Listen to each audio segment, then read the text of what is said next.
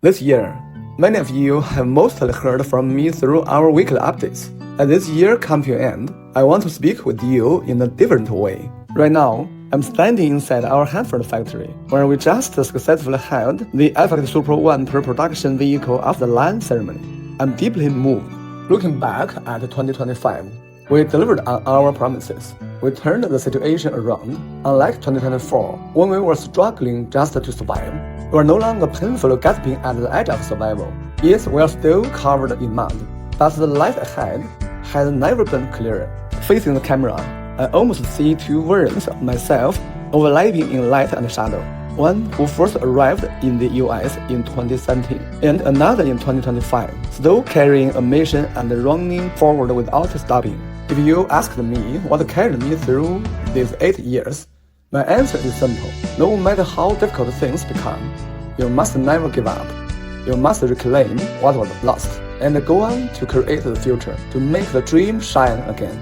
The mission is not yet complete today, but I truly see new light ahead, and I have more confidence than ever before. For us, 2025 marks the first step from surviving to standing firm. I want to summarize this year with 9 achievements and 3 could-have-beens. Starting with achievements, first, in April, I was officially appointed by the board as the co-CEO, carrying the weight of past mistakes and complex legacy issues. I chose to fight with my back against the wall. I started the 10-punch combo transformations and introduced the principle of stockholder first. I also reinvested the after-tax portion of my signing bonus by purchasing shares on the open market. It is far from comparable to my original investment in the company, but I want to do whatever I can to bind myself to you with real bucks, not just words. Second, in July, FX Super One made its global debut, lighting up the Los Angeles skyline. My kids even came to visit during their summer break and join us in the launch event. This meant a great deal to me. And today, with the first FX Super One US vehicle off the line, we achieved our first core business goal for year 2025 and delivered true FX speed. Third, FX Super One exceeded expectations with early paid pre-orders in the US through the roof. Our co-creation ecosystem online direct sales system expanded across 6 of the target states, generating demand far beyond our forecasts. We achieved our 2025 KPI ahead of schedule. User acquisition, user co-creation, and user operations advanced in parallel, paving the way for every potential FX model to become blockbuster product or even super blockbuster product. Fourth, FX Super One was launched at the Burj Khalifa in Dubai. The Middle East entered a phase of sustained deliveries, accelerating the landing of the 3-pole strategy.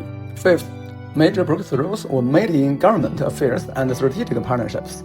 Our footprint expanded from the White House to Mar-a-Lago and to Capitol Hill. Donald Trump Jr., Chris Nixon, director of the Nixon Foundation, and Fiona Ma, California State Treasury, and the public expressed their support for FF and FX, and acknowledged the unique value of our bridge strategy. Sixth, the Global Auto Industry Bridge strategy reached initial bridge closure and was officially upgraded into the Global EAI Industry Bridge strategy. On January 7th, we will unveil our major EAI strategy and new product categories. Please stay tuned. Seventh, we remained firm in safeguarding stockholders' interests and continue to say no to reverse stock splits. Total financing for the year reached nearly $190 million. FF was included in the Russell Index, while global capital big names like BlackRock and Vanguard interested their holdings in FFAI in Q3. Our capital fundamentals have undergone a qualitative transformation.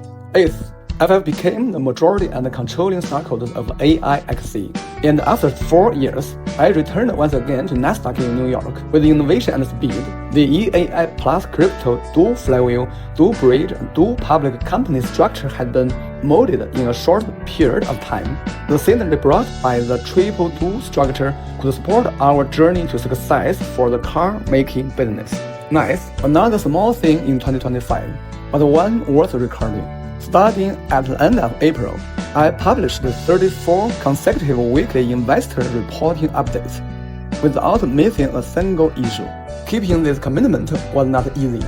At times, it was exhausting and deeply challenging, but I will continue to do this with the team, using honest, sincere, and consistent communication to help us rebuild trust. Looking back, 2025 has been the year since FS listing in which I gained the most and began the strongest reversal in my US entrepreneurial journey. Yet under the bright lights, there are 3 regrets that still weigh heavily on me. First, although FF achieved a transformation in both operational and capital fundamentals within a short period of time, our stock price ultimately fell far short of my own expectations and those of our stockholders. For that, I feel deeply sorry. The dual public company structure is now in place. I have set clear stock price and capital targets for myself within this framework, and we will work even harder and fight even harder to reach them. Second, this year, we also introduced the dual-flywheel strategy, and I know that for some people, because we didn't explain it clearly enough early on, it caused confusion. Some took it as a sign that we had lost confidence in FF, or that we were no longer focused. Some even thought we were preparing an exit. I take responsibility for that. I should have done a better job helping everyone understand the significance of our new strategy and why it matters for the long run.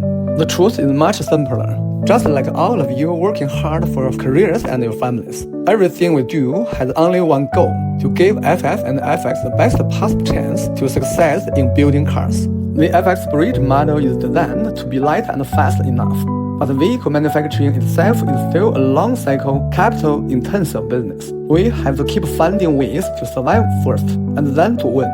I'm deeply grateful for the patience, trust, and support you've shown us along the way. The third remorse I carry is more personal. As a son, there are long stretches when I can't even make a proper video call with my mother. As a father, I only get to see my children a few times a year. That kind of guilt stays with you. It's the sharpest kind of pain. After so many years building a company in the US, maybe being away from home for too long has made me more emotional. This new year, my children will be competing in their own events, and they won't be able to come see me. And I won't be there in person to witness their growth or their achievements. There are the moments I least want to miss, and yet I do. There are regrets I have to live with, but even so, I don't have the right to stop. FF is a mission and a dream that's worth fighting for even an entire lifetime. I truly believe that as long as we don't stall and we don't let up, we will make it to a place filled with light, and we'll make everyone who believed in us and waited for us proud. When I stepped into the role of co-CEO, I made a clear promise to win back trust. In 2025, milestone by milestone, we'll begin to earn some of that trust back. But I know it's not enough yet. There's still a long way to go. Not long ago, a friend shared a story. Some retail investors from the Leico days, people who once became my loudest critics, even outright opponents of FF, have started to support us again. Over the years, they watched me refuse to give up. They saw us keep fighting, keep trying, using every resource available, doing everything we could just to stay alive and keep moving forward. And as they went through struggles of their own, they began to understand what we were trying to do. People sometimes joke that I have 9 lives, that FF always survives when there seems to be no way out. But there's no mystery behind it. We never give up, and we never give in. The ever-ending grind is the reason itself. I believe that the spirit will ultimately take us to our greatest success.